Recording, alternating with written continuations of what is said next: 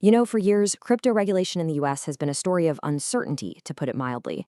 But in the summer of 2025, everything changed. A series of rapid fire moves from the White House and federal regulators has put crypto on a path to a brand new, and honestly, a much clearer future. So let's break down exactly how this new rulebook is being written right now. And this quote right here from the head of the Commodity Futures Trading Commission, that's the CFTC, it really captures the whole new vibe coming out of Washington. This isn't just about lawsuits and enforcement anymore. This is about actively building a framework for what they're calling a golden age of crypto. A huge shift. All right, so here's our game plan. First, we're going to look at the summer of change that got this all started. Then we'll dive into how spot trading is about to go pro. After that, we'll cover the solid ground being built for crypto's money. And finally, we'll ask the big question, what happens next? Okay, so let's get into it. You might be wondering why this sudden whirlwind of activity. After years of regulatory gridlock, what created this tidal wave of momentum? I mean, before 2025, the crypto industry was pretty much operating in a gray zone, right? Companies had no idea who they answered to, and the only time you heard from the government was usually when you got a lawsuit. All that uncertainty just pushed a ton of innovation and business offshore. But then, in the span of just 2 weeks, the entire landscape completely transformed. A landmark stablecoin bill became law, a big White House report laid out a new strategy, and the two key financial regulators, the SEC and the CFTC, immediately launched projects to put that strategy into action. It was a domino effect.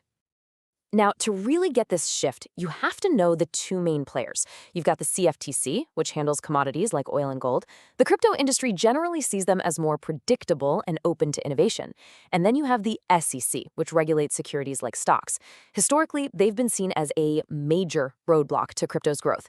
The new strategy gives a huge new role to the more crypto-friendly CFTC.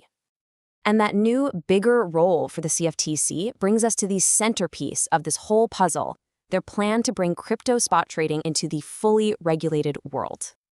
Okay, quick refresher just so we're all on the same page. Spot trading is just buying the actual coin, the Bitcoin, the Ethereum, and owning it right away.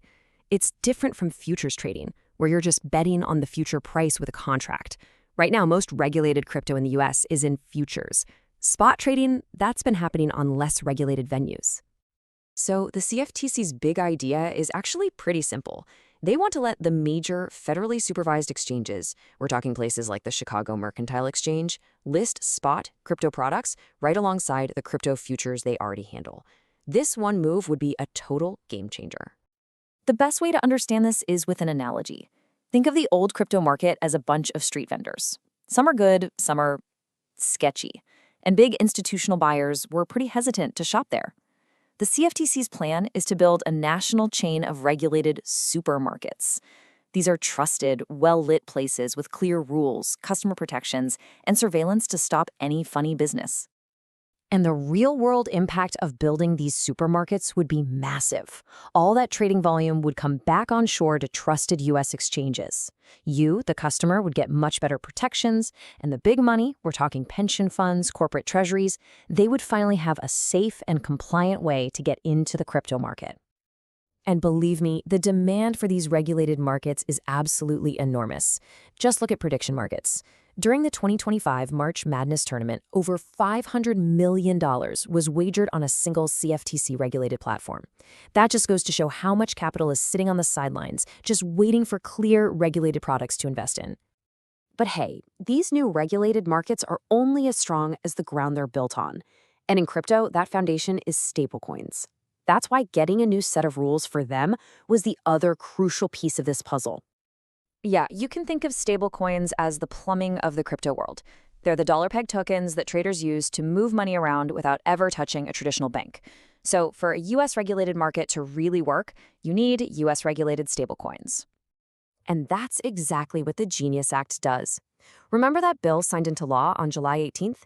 It creates the first ever federal rules for stablecoins, making sure that the money flowing through all these new regulated markets is itself safe, sound, and compliant. It's like upgrading the plumbing for the whole system. And this law has teeth. Issuers have to back every single token one-to-one with cash or super safe short-term government bonds. No risky assets allowed. They have to publish regular reports on their reserves for everyone to see.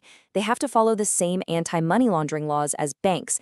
And crucially, if one of them fails, the stablecoin holders are first in line to get their money back. Okay, so we've got spot markets coming to regulated exchanges, and stablecoins are getting a solid legal framework. So what should we be watching for on the road ahead?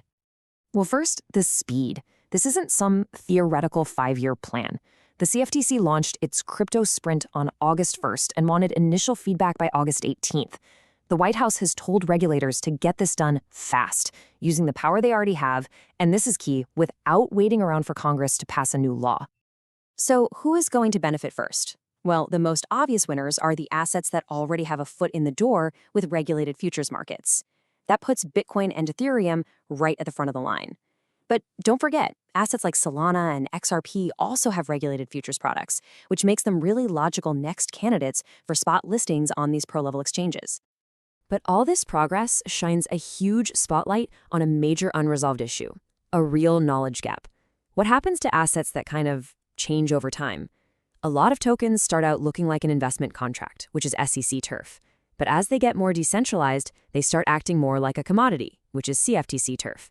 Figuring out a clear path for that transition is still one of the biggest puzzles to solve. And that leads us to the final critical question. With the White House pushing regulators to move this quickly, it really seems like they're on track to build a whole new crypto market framework just using their existing authority. So, is it possible that by the time Congress gets its act together and actually passes a big crypto bill, the core of America's new rulebook will already be built? That's the real story to watch.